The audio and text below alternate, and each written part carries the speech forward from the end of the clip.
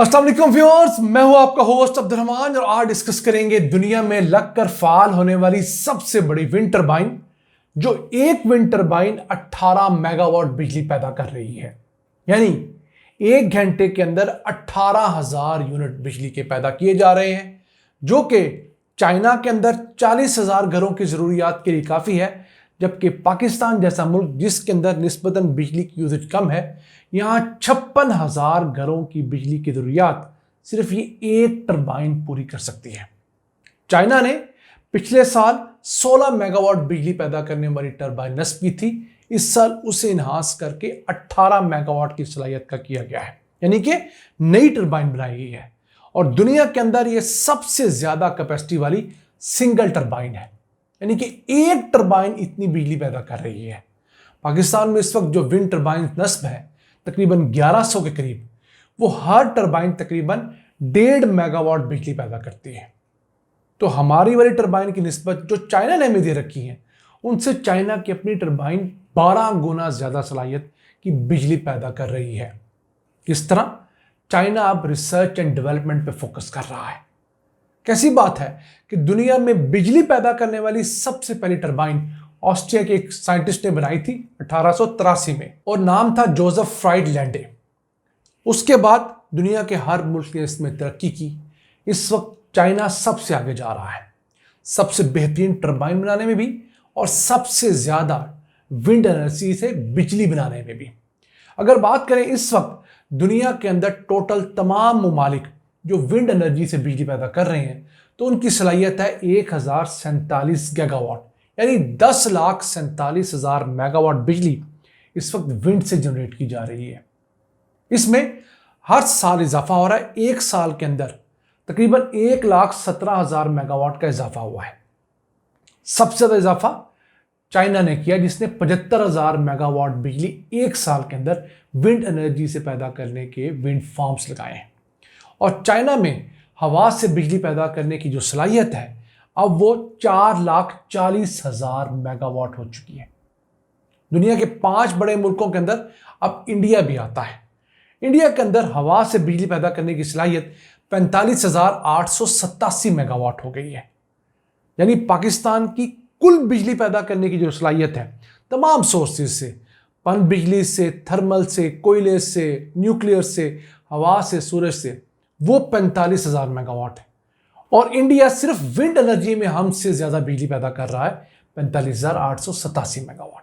आप इससे अंदाजा लगाइए कि हम दुनिया से कितने पीछे रहते जा रहे हैं। और फिर वहां पर बिजली का एक यूनिट जो विंड से पैदा किया जा रहा है वो 4-5 रुपए यूनिट है। पाकिस्तानी रुपयों में लगा लें तो 10-12 रुपए यूनिट होगा, जबकि हमारे यहाँ विंड एनर्जी से बिजली का एक यूनिट अब भी तकरीबन 17 से 20 रुपए पड़ता है। कैपेसिटी डाल लें तो कभी कभी 30 रुपए यूनिट तक भी चला जाता है। क्यों? हमारे गलत ठेके जो हमारे गले पड़ रहे हैं, किस तरह के, जो किराए पे हमने विंड टरबाइन लगाई हुई हैं। दीगर पावर प्लांट्स की तरह विंड टरबाइन भी हम लोगों ने किराए के ऊपर लगाई हुई है।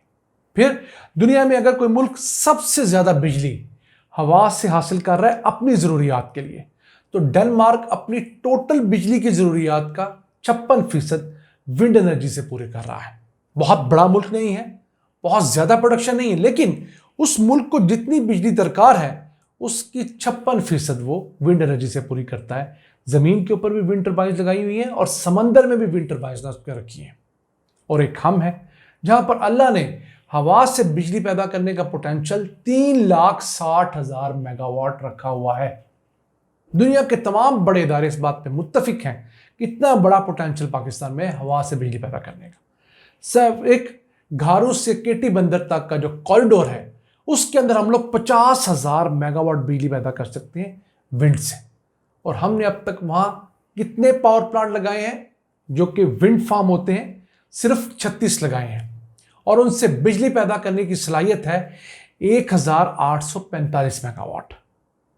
कहां 3,65,000 मेगावाट, कहां 1,845 मेगावाट। तो हम ऐसे ही तो इतनी महंगी बिजली वजह से बिलबिला नहीं रहे, इतने बड़े मसाइल का शिकार नहीं है।